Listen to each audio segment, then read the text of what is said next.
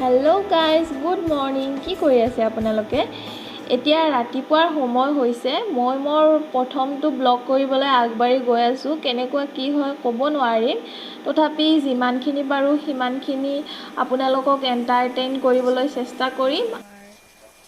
ব্লগটো start কৰোঁ। আজি হৈছে জুন মাহৰ 1 তাৰিখ। সময় হৈছে এতিয়া 8 বাজিবলৈ 12 মিনিটমান বাকী আছে। মই এতিয়া ৰাতিপুৱা চাহকাপ বনাবলৈ লৈছোঁ। মই পানী উতলিবলৈ দিছোঁ।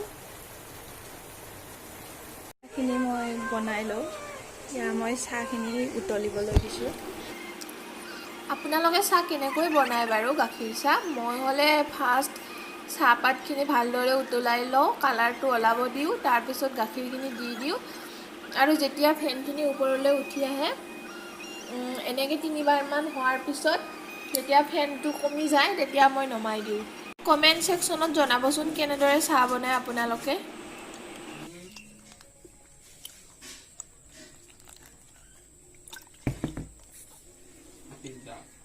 পৰৱৰ্তী খবৰ প্ৰয়োজনত ঘোষিত হ'ব মেট্ৰিক পৰীক্ষাৰ ফলাফল। সংবাদমেলত এই কথা ঘোষণা কৰিছে মন্ত্ৰী হিমন্ত বিশ্ব শৰ্মাই। পৰীক্ষাৰ ফলাফল ল'বলৈ অৱশ্যে স্কুললৈ আহিব নালাগে এইবাৰ শিক্ষাৰ্থী, কাৰণ PDF ফাইলযোগে ফলাফল পাব শিক্ষাৰ্থীসকলে। 10ৰ পৰা 15 চনৰ ভিতৰত আকৌ HSৰ চূড়ান্ত পৰীক্ষাৰ ফলাফল দিয়াৰ সম্ভাৱনা আছে। এই মুহূৰ্তত এটা গুৰুত্বপূৰ্ণ খবৰ। ইতিমধ্যে স্বাস্থ্য মন্ত্ৰী তথা শিক্ষামন্ত্ৰীগৰাকীয়ে কথা উল্লেখ কৰিছে যে আমাৰ আটা মৰা হৈ গ'ল। এতিয়া মই গা ধুবলৈ যাম, বাকীখিনি মোৰ হাজবেণ্ডে কৰিব।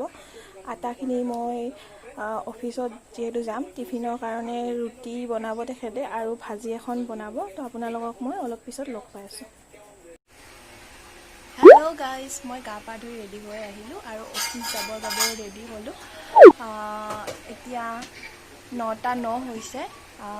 আজি পঞ্চম পৰ্যায়ৰ লকডাউনৰ প্ৰথমটো দিন আৰু আপোনালোকক মই আজি গুৱাহাটীৰ বাহিৰৰ দৃশ্য দেখুৱাবলৈ চেষ্টা কৰিম। অলপ পিছত আমি অফিচত যাবৰ বাবে ওলাম। তো আপোনালোকক যদি বৰষুণ নিদিয়ে, যিহেতু বৰষুণৰ বতৰ, মই যিহেতু মোবাইলত ভিডিঅ' শ্বুটিং কৰি আছোঁ, যদি বৰষুণ নিদিয়ে আপোনালোকক মই গুৱাহাটীৰ বাহিৰৰ দৃশ্যবোৰ দেখুৱাবলৈ চেষ্টা কৰিম, কেনেকুৱা কি পৰিৱেশ চলি আছে এতিয়া। তো ঠিক আছে, আপোনালোকক মই গৈ থকা বাটত লগ পাম। তো ফাইনেলি মই অফিচ যাবলৈ ওলালোঁ। এতিয়া মই অফিচ যাম। তো বাই বাই গাইজ। এয়া আমি গৈ আছোঁ। আৰু আপোনালোকক আৰু এটা কথা কৈ দিওঁ, আমাৰ ওচৰতে নহয় 7 মাইল বুলি তাত এটা কোৱাৰেণ্টিন চেণ্টাৰ বনাইছে। তাত যোৱাকালি 7জন COVID-19 পেচেণ্ট ওলাইছে। কি যে ভয়ানক হৈ গৈ আছে নহয় এতিয়া অৱস্থা মানে। তো আমি গৈ আছোঁ। যি বিল্ডিংটো দেখিবলৈ পাইছে সেইটোৱে কোৱাৰেণ্টিন চেণ্টাৰ। তাত বাহিৰত মানুহবিলাক ওলাই পিনে বেলকনিৰ পৰা তলৰ ৰাস্তাৰ মানুহবিলাকক চাই থাকে। সেয়া দেখিছে নহয় মানুহবিলাক কেনেদৰে ওলাই আছে বাহিৰত। এতিয়া মানে বহুতে ভয় লগা হৈ গৈছে আৰু কি হ'ব ক'ব নোৱাৰোঁ। অসমত ইমান বাঢ়ি আছে কেছেছবোৰ, ভয়ে লাগে বাহিৰত যাবলৈ, কিন্তু আৰু কি কৰিব, অফিচটো আৰু যাবই লাগিব। এয়া আমি জালুকবাৰী পালোঁ। গৈ আছোঁ, জালুকবাৰী ফ্লাইঅভাৰখন পালোঁ। দেখিছে নহয় মানুহবিলাকৰ কিমান জাম হৈ আছে, সকলোৱে মানে ওলাইছে যাবৰ কাৰণে। এতিয়া মানে বহুতবিলাক দি দিছে আৰু সকলোৱে নিজৰ নিজৰ কৰ্মস্থানত যোগদান কৰিছে। নহ'লেনো আৰু কি কৰিব, মানুহবিলাকে কেনেদৰে চলিব, কেনেদৰে নিজৰ অৰ্থনৈতিক ব্যৱস্থাটো চলাই নিব। সেয়াই আৰু এনেদৰে আমি কৰোণা ভাইৰাছৰ লগত সহাৱস্থান কৰি যাব লাগিব, যিমান দিনলৈকে ইয়াৰ কোনো ভেকচিন নোলায়। তো ব'লক আমি গৈ থাকোঁ। হৈ গ'ল পেট্ৰল ভৰোৱা বাট। এয়া অফিচ আহি পালোঁ। এতিয়া কামত যোগ দিয়াহে কথা আৰু। ফাৰ্ষ্ট মই মোৰ PCটো অন কৰি লওঁ, তাৰপিছত আপোনালোকক লগ পাই আছোঁ।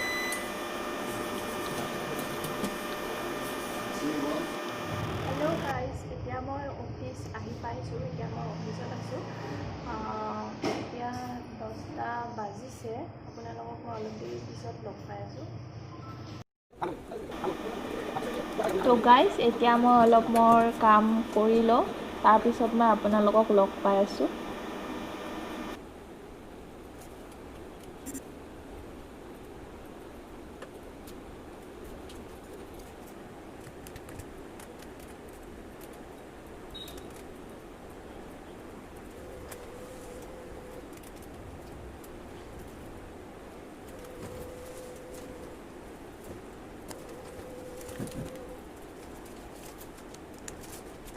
গাইজ কি কৰি আছে?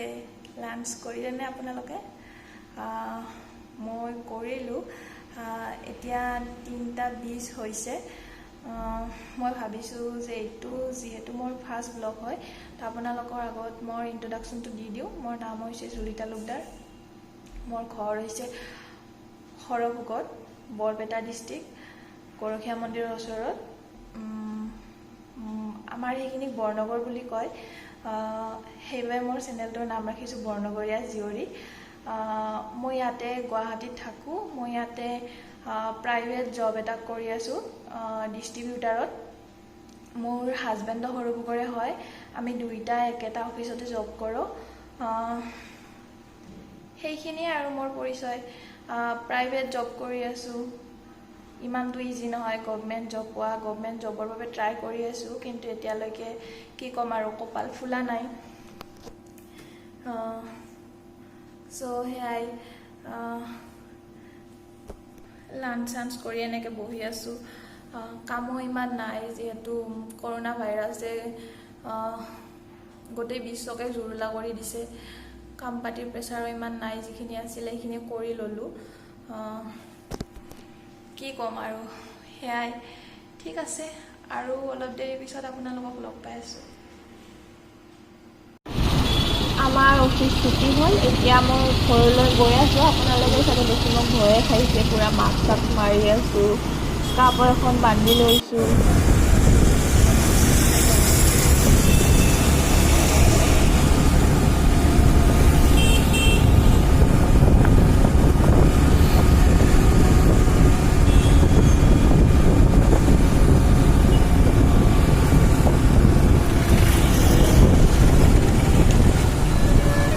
ক'ব নোৱাৰি যে গুৱাহাটীত লকডাউন চলি আছে। আজি মানে দেখি এনেকুৱা লাগিছে যেন লকডাউন বুলি কোনো কথাই নাই, বা কৰোণা ভাইৰাছ যে আমাৰ মাজত আছে এনেকুৱা লগা নাই। সকলোবিলাক খুলি দিছে, মানে পূৰা এতিয়া মানে আগৰ নিচিনা লাগিছে।